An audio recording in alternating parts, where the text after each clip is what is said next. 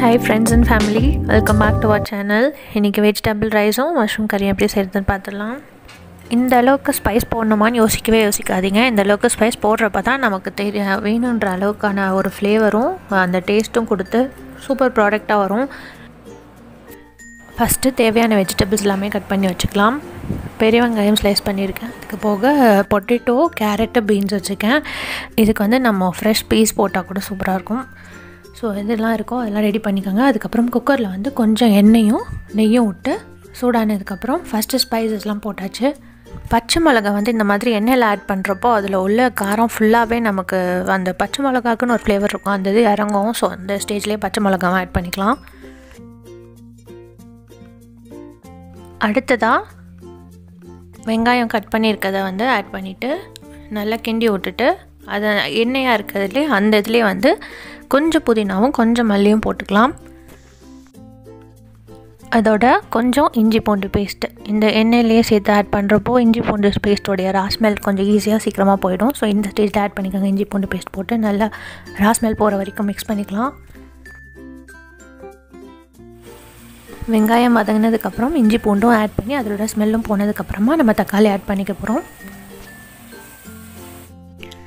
தக்காளி வதங்கினதுக்கப்புறமா நம்ம கேரட்டு, பொட்டேட்டோ, பீன்ஸ், பச்சை பீன்ஸ் ஆட் பண்ணியிருக்கோம். ஸோ இது மூணுத்தையும் போட்டு நல்லா எண்ணெயில் ஒரு ரவுண்ட் ஃப்ரை ஆகட்டும். இப்போது இந்த ஸ்டேஜில் 1 ஸ்பூன் கரம் மசாலா, 1/4 ஸ்பூன் மஞ்சத்தூள், 1 ஸ்பூன் மிளகாத்தூள், அப்புறம் கொஞ்சம் பெப்பர் தூள் இது எல்லாத்தையும் ஆட் பண்ணிவிட்டு நல்லா வெஜிடபிளோடு பரட்டி விட்டுட்டு தண்ணி எப்படி ஆட் பண்ணுறது பார்ப்போம்.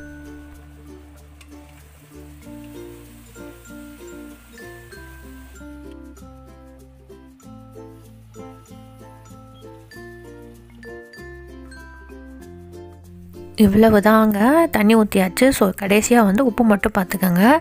நல்லா ரொம்ப ஈஸியானது. வீட்டில் என்ன செய்கிறதுன்னு யோசிச்சுட்டு இருக்கோம், ரொம்ப போர் அடித்து வெறும் குழம்பாக சாப்பிட்டுருக்கோன்னா ஈஸியாக டக்குன்னு செஞ்சிடலாம்.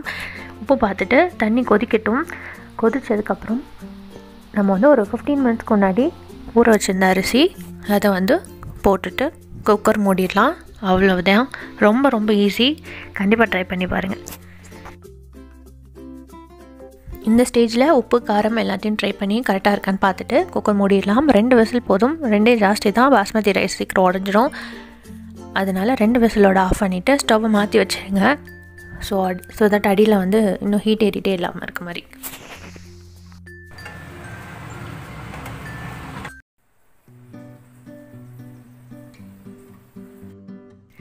அடுத்து நம்ம பார்க்க போகிறது வந்து மஷ்ரூம் கிரேவி. இது வந்து என் ஹஸ்பண்டோடைய ஃபேவரட் டிஷ் அண்ட் அவங்களே செஞ்சதும் கூட. ஓகே, ஸோ இதுக்குமே வந்து அதே மாதிரி ஸ்பைசஸ்லாம் ஃபஸ்ட் எடுத்து வச்சுக்கிட்டோம். அதிலே மாதிரி பச்சை மிளகா ஆட் பண்ணிடுறோம். ஸ்பைஸ்லாம் வெடித்ததுக்கப்புறம் கருவேப்பிலை ஆட் பண்ணிக்கோங்க. கருவேப்பிலை ஆட் பண்ணதுக்கப்புறம் வெங்காயம் ஸ்லைஸ் பண்ணி வச்சுருக்கோம் இல்லையா, ஸோ அதை ஆட் பண்ணிக்கலாம்.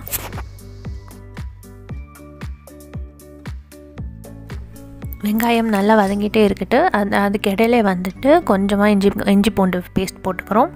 அதுவும் நல்லா வதங்கட்டும், நல்லா ஸ்மெல்லாம் போகட்டும். ஓகே, நெக்ஸ்ட்டு இந்த ஸ்டேஜில் வந்து 2 தக்காளி ஆட் பண்ணிக்கலாம். அப்போ தான் வந்து நிறைய திக்கான கிரேவியாக கிடைக்கும். அதே மாதிரி அந்த புளிப்பு ஸ்மெல்லும் சேர்ந்து ரொம்ப டேங்கியாக ரொம்ப நல்லாயிருக்கும். இதுக்கும் அதே மாதிரி மசாலாஸ் வந்து உப்பு, மஞ்சத்தூள், 1 ஸ்பூன் மிளகாத்தூள், 1.5 ஸ்பூன் மல்லித்தூள் அண்ட் ஃபைனலாக வந்து கரம் மசாலா 1 ஸ்பூன்.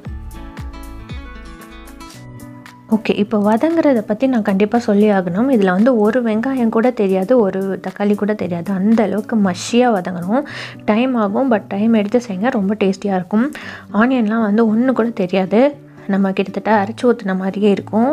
அந்த அளவுக்கு நல்லா வதங்கட்டும். கொஞ்சம் வேணால் தண்ணி ஆட் பண்ணி வதக்கி விட்டுட்டே இருங்க. அப்போ தான் இது வந்து ரியலுக்கு அந்த ஹோட்டலில் ரெஸ்டாரண்ட்டில் சாப்பிட்ற மாதிரி ரொம்ப ரிச்சாக திக்கான ரொம்ப டேஸ்ட்டாக இருக்கும் இந்த மாதிரி செஞ்சப்போ. ஓகே, நெக்ஸ்ட்டு மஷ்ரூம் ஆட் பண்ணிக்கிறேன். இது வந்து ஒரு 250 கிராம் ஒரு பாக்ஸ் மஷ்ரூம் அப்படியே ஆட் பண்ணிக்கிட்டோம் ஸ்லைஸ் பண்ணி. அது நல்லா மஷ்ரூம் வதங்கினதுக்கப்புறமா தண்ணி ஆட் பண்ணிக்கலாம். இதில் வந்து ஃப்ரெஷ் க்ரீம் கூட ஆட் பண்ணலாம், இன்னும் கொஞ்சம் ரொம்ப ரிச்சான ஒரு டேஸ்ட் கிடைக்கும். அது வந்து சப்பாத்தி அந்த மாதிரி டிஃபன் ஐட்டம்ஸ்க்கு நல்லாயிருக்கும். இது வந்து ரைஸுங்கிறதுக்காக நான் அதை ஆட் பண்ணலை. மஷ்ரூம் வதங்கினதுக்கப்புறம் தண்ணி ஊற்றி மூடி போட்டு ஒரு 10 மினிட்ஸ் கொதிக்கட்டும். ஆல்மோஸ்ட் அவ்வளோதான். கொதிச்சதுச்சோடனே இந்த மாதிரி திக்கான கிரேவியாக வந்துடும். ஸோ உங்களுக்கு எந்த கன்சிஸ்டன்சிக்கு வேணுமோ அதுக்கேற்ற மாதிரி பார்த்து ஆஃப் பண்ணிக்கோங்க. எனக்கு வந்து ரைஸ்க்கு பெரட்டினாப்புல சாப்பிடணும் போல் இருக்கனால இதோட ஸ்டாப் பண்ணிக்கிட்டோம். A few moments later. ரொம்ப ரொம்ப ரொம்ப டேஸ்ட்டான ரொம்ப ஈஸியான ரெசிபி. கண்டிப்பாக ட்ரை பண்ணி பாருங்கள். சேனல் சப்ஸ்கிரைப் பண்ணுங்கள், உங்கள் ஃப்ரெண்ட்ஸ் கூட ஷேர் பண்ணுங்கள். அண்ட் வீடியோ பிடிச்சிச்சுன்னா கண்டிப்பாக கீழே லைக் பண்ணுங்கள்.